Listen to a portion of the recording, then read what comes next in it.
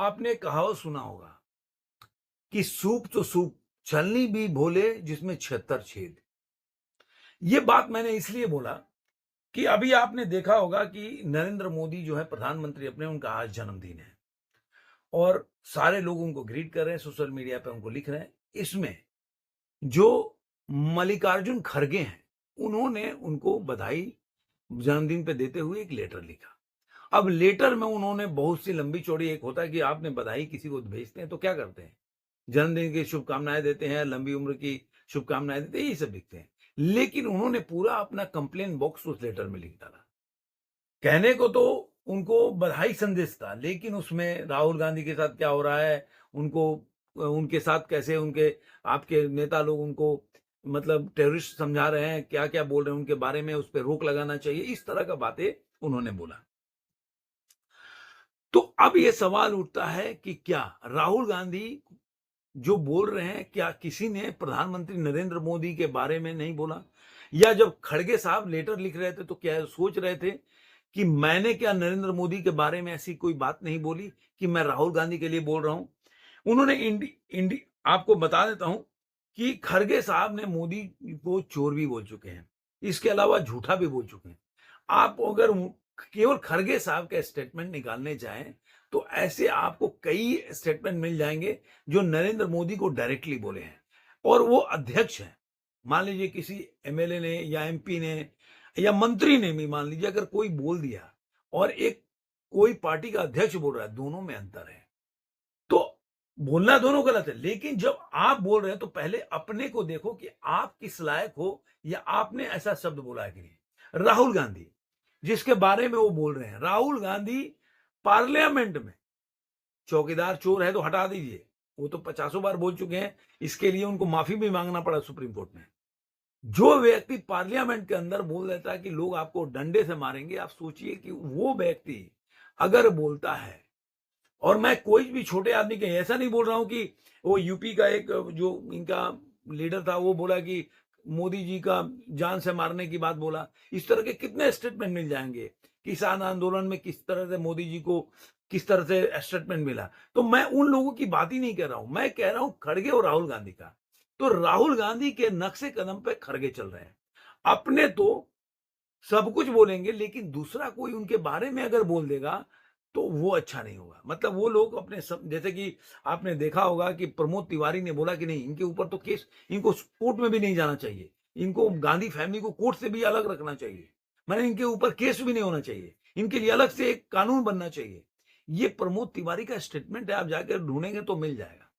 तो मेरे कहने का मतलब है कि ऐसे लोग बोलते हैं, ऐसे मैं स्टेटमेंट आपको हजारों मिल जाएंगे। अब ये जो खड़गे साहब का स्टेटमेंट है, वो कहीं ना कहीं दर्शाता है कि वो राहुल गांधी के नक्शे कदम पे चल रहे हैं।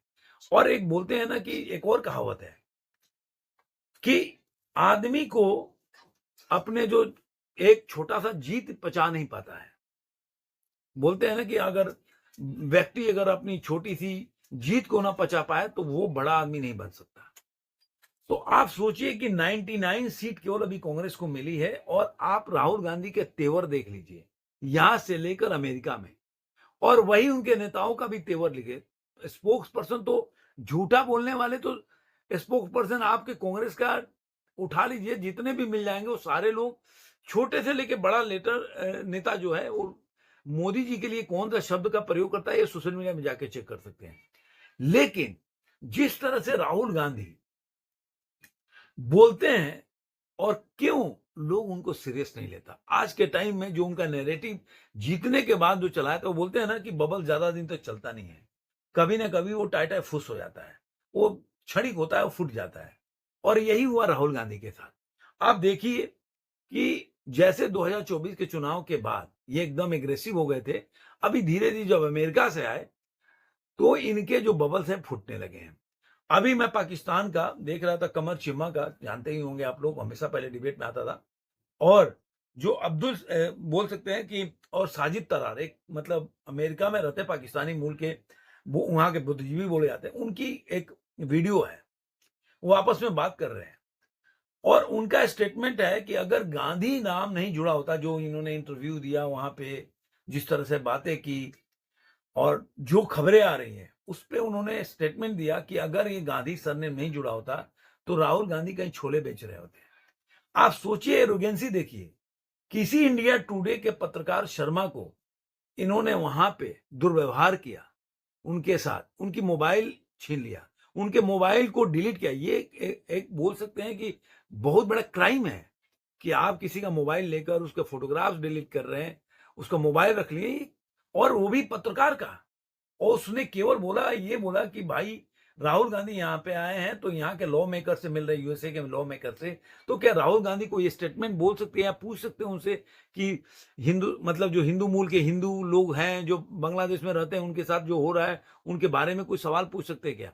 इसमें ऐसा कौन सा बात था जो कि उनको नहीं पूछना चाहिए था? ये दिन भर मोदी से मणिपुर के बारे में पूछते तो कोई पत्रकार अगर उनसे पूछ ही दिया तो इसमें बुराई क्या है? लेकिन इसने बाद से उनके फोटो, उनके फोन छीन लिए गए, और वो भी खड़गे जी के सामने। तो सोचिए, जिस तरह से खबरें आ रही हो, ये तो बताया गया कि उसको आधे घंटे के लिए रूम में भी बंद किया गया।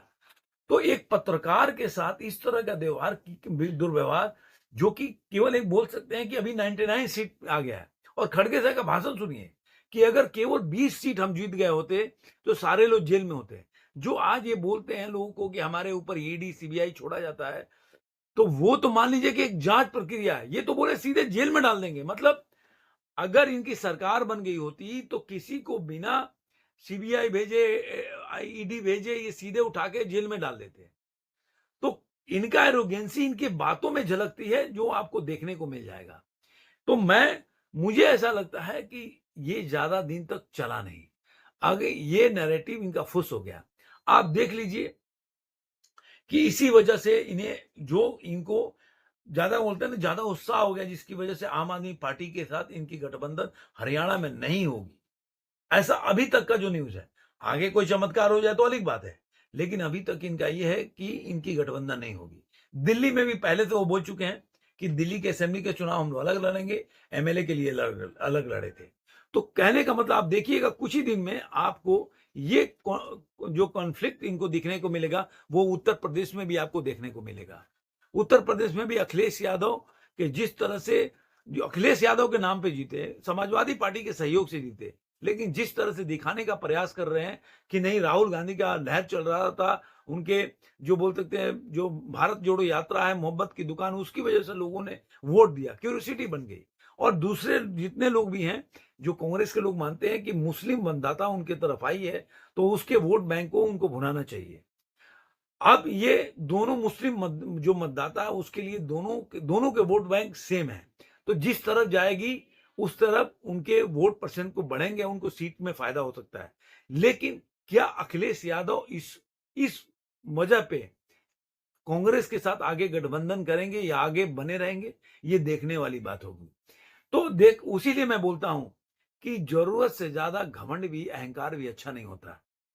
आपकी जो 99 सीट है उसके साथ अगर समझ के और आगे प्रयास करोगे तो शायद जनता आपको, और वो भी बोल रहा हूं, ये अभी गारंटी लेके आए हैं, 7 गारंटी लेके आए हैं मल्लिकार्जुन खड़गे, आपकी 4 गारंटी से जीत चुके हैं। अब काट की हांडी बार बार नहीं चढ़ती, वो हम देख लेंगे हरियाणा के चुनाव में कि क्या होगा।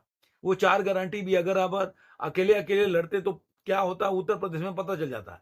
तो हरियाणा में अगर आम आदमी पार्टी लड़ गई और कांग्रेस अलग लड़ेगी और अगर बीजेपी अलग, तो पता चल जाएगा कौन कितना पानी में है। आपको ये वीडियो कैसा लगा जरूर कमेंट बॉक्स में बताइएगा। फिर मिलेंगे ऐसे ही किसी वीडियो में। आज के अंक में इतना ही।